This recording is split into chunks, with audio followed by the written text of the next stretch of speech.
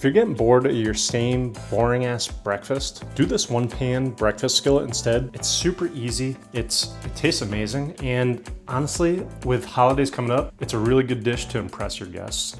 For ingredients, I cut up some potatoes for another video, which I'll link down below, where I teach you how to cut potatoes, but I've got these soaking in water and lemon, which preserves them. I'm not gonna use all these. I'll use about a potato and a half or two worth of russet potatoes. I'm gonna use some fresh garlic, of course. Rarely do I make a recipe without fresh garlic. I'm gonna use some green onions for the garnish, optional. I'm gonna use an onion and a half. I love breakfast potatoes that are packed with onions. Really makes it nice and flavorful. I'm also gonna add in some parsley to the dish, and of course our eggs, which are coming up to room temp, so they're a little easier to crack. For our cooking method, we're gonna parboil our potatoes, then we're gonna fry them up so they get nice and crispy on the outside, and they're gonna be cooked more on the inside from this parboil. That's really the trick to good breakfast potatoes. We're gonna throw in some onions, then we're gonna throw in the rest of the ingredients, and we're gonna bake it in the oven. Bake it in the oven at 400. We want it nice and hot.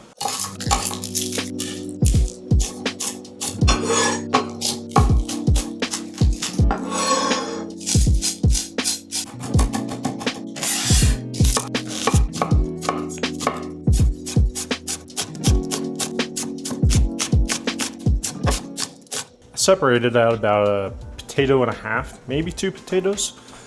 I'm gonna add it to the water. Now we're gonna cook these probably about 10 to 12 minutes or so. Somehow I almost forgot one of the most important ingredients, cheddar cheese. You can use whatever cheese you want for this, but topping it with cheese, ooh, it's gonna really make the difference there, okay? It's great getting block cheese when you can, because they don't have like all the BS filler stuff in them that the pre-packaged shredded cheese has. I mean, I use it plenty myself too, but if you can, the block stuff is definitely a little better, and you're able to control the consistency, the size of how you're shredding or cutting it a little easier too. So all in all, it's just kind of better. It's gonna be perfect topping for our beautiful one-pan breakfast skillet. Our 10-minute timer went off on our potatoes, and we're gonna do the old fork test to them. Try to find a bigger piece and do the fork test. Now, this fork went all the way through, which is fine. That means it's totally parboiled. Drain your potatoes out in the sink. Now we've got our mise en place all good to go. We've got our potatoes, which are parboiled, and I saw somebody do this on a YouTube video. I think the guy's username is like a dude that cooks. He's a badass. He does some really cool stuff. But he parboiled them and he flipped them in the colander, which I've never done myself before, to be honest. But oh yeah, look, it's doing it right now. So it's getting a cool little texture to it, which that's pretty cool. I've never done that. I think I'm gonna do that from now on. So I guess that's how you get those nice little crusty pieces on the edges for when you cook up breakfast potatoes. Shout out a dude that cooks. You're killing it, dude. We've also got all of our other mise en place good to go. We've got our onions, we've got our parsley, green onions, sliced garlic, and we've got our shredded cheddar cheese. Now, I'm using a cast iron pan, but you can use any oven-safe pan for this to work out. Cast iron is the best though. I'm gonna add a nice layer of olive oil to first fry up our onions before we even throw in our potatoes, because I want these onions making a really nice flavor in this pan, and getting mildly caramelized before the potatoes go in. I'll let these cook down for a little while. Once your onions are cooked a bit, and this isn't the final process of the onions cooking, this is just the start, we're gonna take them out, put them to the side, and we're gonna get our potatoes ready to throw in. Okay, look at those onions, they're just beautiful. They're just starting to get a little caramelized. You can see they're starting to change color and looking like a caramel color.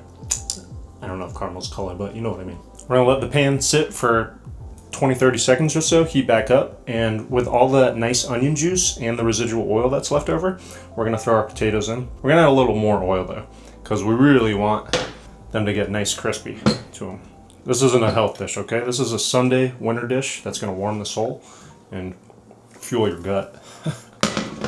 This is the fun part. We're gonna salt and pepper the potatoes as well.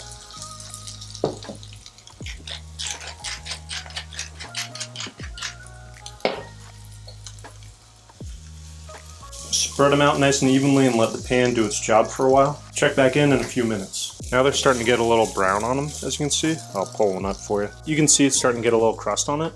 We want our potatoes to look completely crusty, like crusty old men. Yeah, crusty, Steve? Doesn't sound that appetizing when it comes to food, but you get what I mean. It's got a nice sear to it, a nice brown to it. That's what we really want, okay? Our potatoes are looking nice and crispy now, so we're gonna get the onions and garlic in next. Get our onions in. Ooh, looking nice here. And our garlic as well.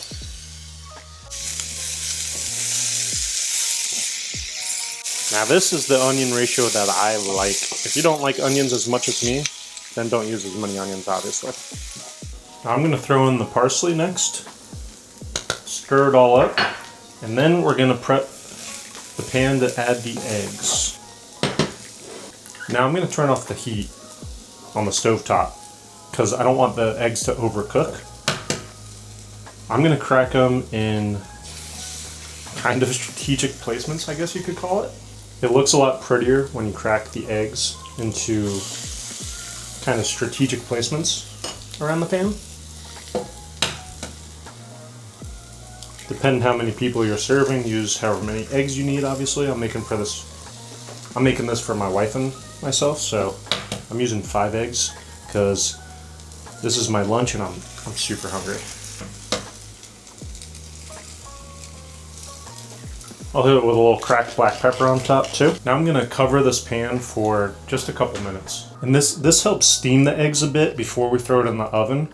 And my experience, it just comes out a little better when I do this first. We're gonna throw it in the oven until I'll show you, until more of this white part starts cooking around the egg. Depending how you like your eggs cooked, you could crack each one. Like I accidentally cracked one, that's gonna be an over hard egg. But we're gonna throw it in the oven until the white parts of the egg start turning a little solid white, kind of like this one. Then we're going to top it with some cheese and we're going to throw it in on broil for a couple minutes to get a nice brown cheesy crust on top. Now in the oven it goes.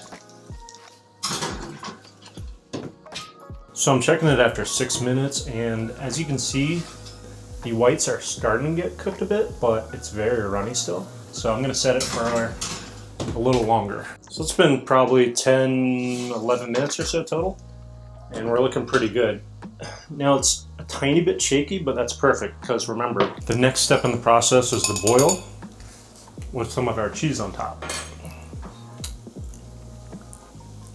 Well, spread it out nice and even over the eggs. Since I used a little like microplaner, this cheese is not the perfect consistency I would have liked probably, but it'll do the trick just fine. I'm not too worried about it. Move your make sure your oven rack is towards the broiler more as well. Alright, I'm gonna check it every like minute or two because I don't want it to burn. So I'm just past a minute now and it's already starting to get nice and bubbly, as you can see.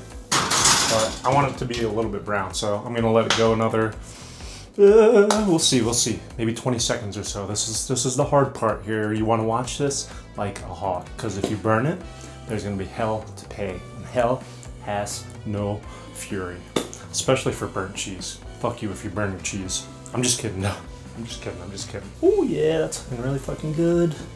All right, we're playing with fire here, but I'm gonna let go another 2 seconds more. Okay, timer off. Oh yeah, that is beautiful. Ooh, doggy. That looks pretty incredible. Good job, Steve. You didn't screw it up this time, buddy. Well done. Well done, I would say, my friend. Well done. Look a little fancier with some sliced green onions on top for a garnish. Fun part is, what I like to do at least, I kind of slice it like a pizza pie.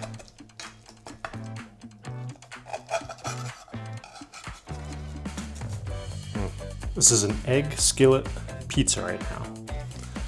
And I'm super excited to eat this.